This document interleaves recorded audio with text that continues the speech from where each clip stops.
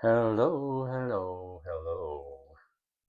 Good day mga ka-whatnot. Let's talk about whatnot. Ito, ayan, nakikita nyo ha. Subukan naman natin ang sariling kalakal. Yan, sa Canada. Madali magkalakal dito eh. Sa atin yan, bote, dyaryo, garapa. O dito yung mga may tax lang na drinks. Yan lang yung ating, yan o. Yan lang yung kasi yung basura nila eh. Isang recyclable saka isang garbage talaga. Yan yung classification.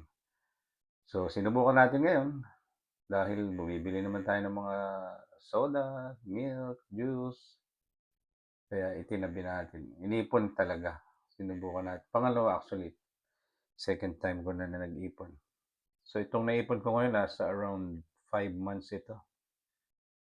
Pero kung gusto mong makarami, pwede kang medyo kumuha-kuha sa labas maliban doon sa iyong mga naipon.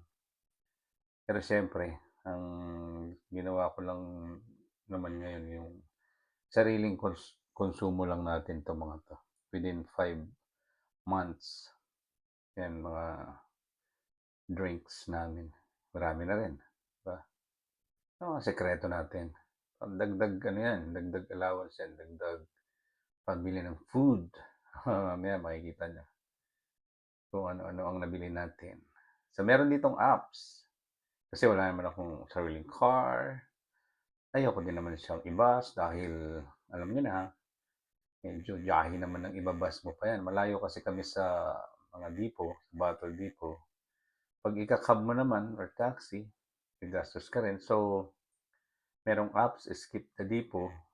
Sa Google ito, sa Play Store, meron sila, then they're going to pick up yung iyong mga bottles.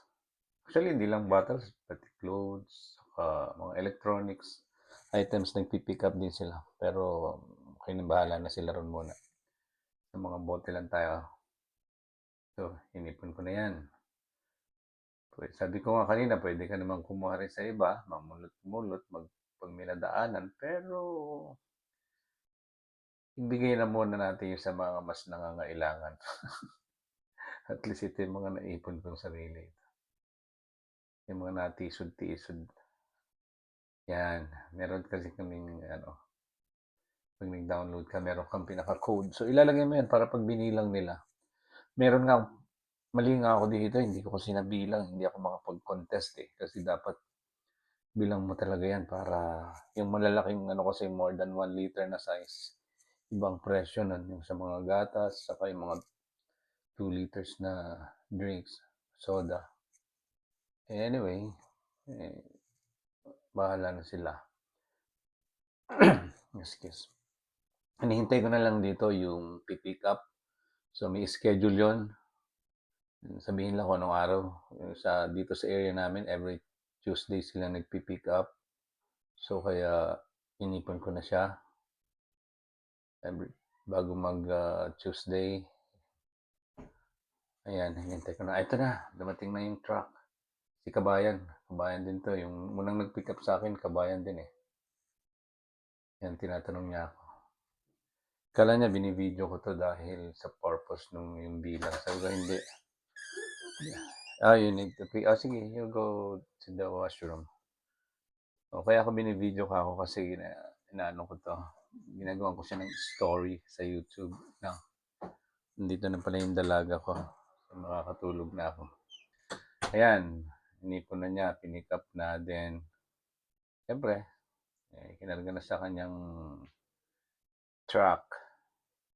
And after mga 2 days, more or less 2 days, yan, pwede mo nang i-update yung iyong apps at lalabas na dyan. Ayan, ayan na yung mga ko. Zero na yung nasa left side nyo makikita kasi na yan eh. Na-i-cash out ko na. Mabilis ako eh. Naipasok ko na sa account ko. Pero yan, 70 plus. So, kinuha niya yung niya. Porsyento niyan $20. May naiwan sa akin na halos less than 40. Ito yung mga nabili ko. So, mga fruits out of that, So, merong grapes, apples, kiwi, siyempre may sitaw, walang sitaw dito, eh.